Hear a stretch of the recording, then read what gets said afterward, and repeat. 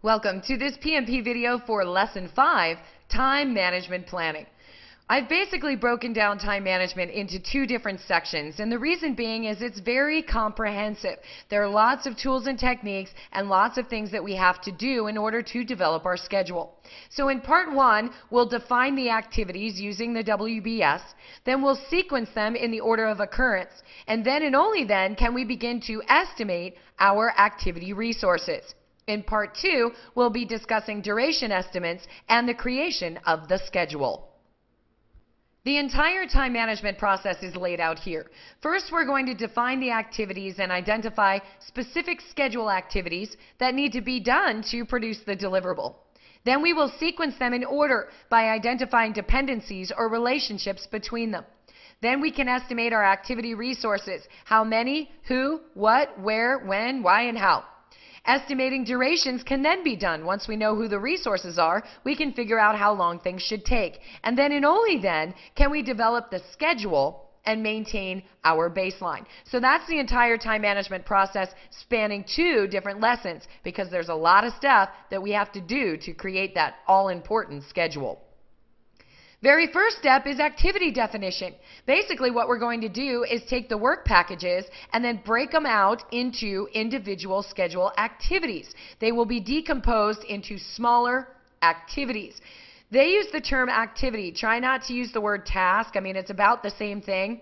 But according to them, schedule activities will allow you to estimate, schedule, execute, and monitor and control project work overall. What do we use? Well, we use the scope baseline, which is those 3 documents. You remember what they are? Scope statement, WBS, and WBS dictionary. And of course, how your organization does this. You'll notice the main tool or technique here is decomposition, rolling wave planning, and if you have any templates or experts, use them. The outputs are going to be an activity list, any attributes that define those activities, as well as a milestone list that you can use to track performance. Now remember, I said they use the term activity rather than task. An activity has an expected duration. It involves resources or money. They like their verb-noun format: digging a trench, writing a chapter, or reserving a conference room. If I assign the correct resource to reserving a conference room, I should not have to explain how they should have to go about doing that. Okay, all I should have to say is reserve a conference room, it should take you an hour. These are all actions that are required to produce the deliverable or the end result. Tasks, on the other hand, are activities that do need to be broken down into further things that can explain a little bit better. For example, if I have a brand new resource and they don't know how to reserve a conference room, I might have to take that activity and decompose it down to the task level. You need to determine the size requirement, the date that's needed, alternative locations, if we're ordering food. Things like that are actual tasks.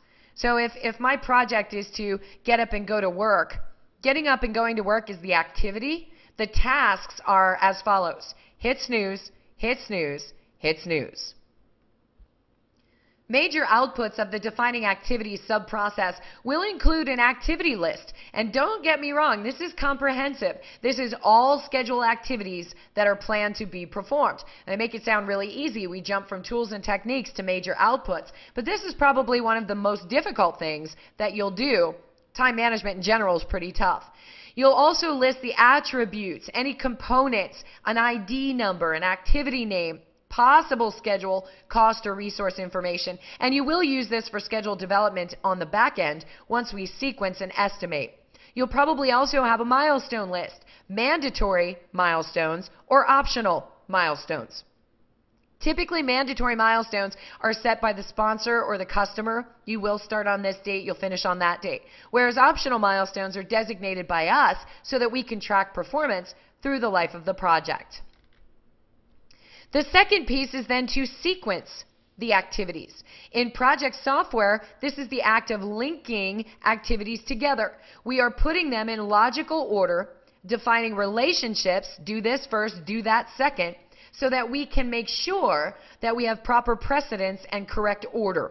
We'll also be discussing lead and lag time, which needs to be placed into the sequence to make sure that we're giving ourselves enough time to do the actual schedule activities that we've just sequence.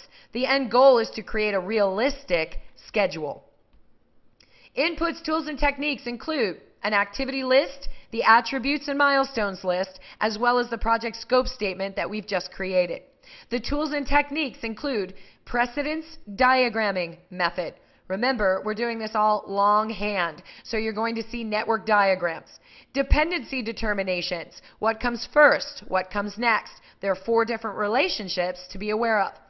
Lead and lag time, as well as any schedule network templates. Again, if you have templates, use them. This is comprehensive. Major outputs will be that network diagram that shows relationships and order of occurrence, as well as any updates to documentation so far. Activities can be sequenced in the order that they will be performed, and even project software will create a network diagram in a different view. So if you're used to working with these, then maybe you see that view in MS Project or other softwares. If you plot out your activities with time estimates or duration estimates, the diagram will ultimately be used to determine your critical path. So we're going to be doing this kind of the long way. What you see on your screen is a very small example of something called a precedence network diagram, the order of occurrence and the relationships between the activities. Relationships come in 4 different forms. These relationships will determine what comes first and what comes next, and how those are actually accomplished. Ultimately, once the relationships are designated and durations are assigned, we're going to use those relationships and durations to determine our critical path.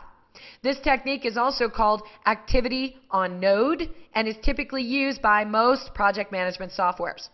There are 4 main dependencies or precedence relationships. This is the act of linking in MS Project. Finish to start, finish to finish, start to start, and start to finish. You've probably used some or maybe all of these on a prior project. If you've never done this before, it can be a bit confusing. So I wanted to break down each relationship. The most common relationship is a finish to start. That means the first activity needs to completely finish before the second one can begin. So if I go out and buy a brand new computer in a box and I buy software brand new, both are in boxes. Can I load the software before I finish setting up the computer? I can't. It's not logically possible. I must finish setting up the computer before I start loading the software. How these little boxes or nodes work on network diagrams is the left-hand side is the start of the activity, the right-hand side is the finish, and where the arrow connects them will show you the relationship. So this is a finish to start. Ultimately, this is the most common relationship that you'll probably use on your projects. However, if you start thinking about durations between them, it takes 10 minutes to finish setting up my computer and 10 minutes to finish loading software. Both activities together equal 20 minutes. So that's not always the best relationship overall. Finish-to-finish relationships are not as common as a finish-to-start relationship. Basically, you have to finish something before you can finish documentation. This is typically used when you do a lot of software testing. I need to test it, document it, test it again, and document it, so that both are kind of finished at the same time. It's not as often used, however, I have used it on projects between some activities, but mostly I use finish to start and the next one, which is start to start. Start to start relationships mean there's parallel, there's overlap. I can start something and then start something else. I have a friend who asked me to help him out with some yard work, and basically he was trying to put in an irrigation system. So he said, listen, I need to finish digging the trench and then we can start laying the pipe. And I said, well, how long is that going to take? And he said 5 hours. And I said, oh, I don't think so. Here's what we're going to do.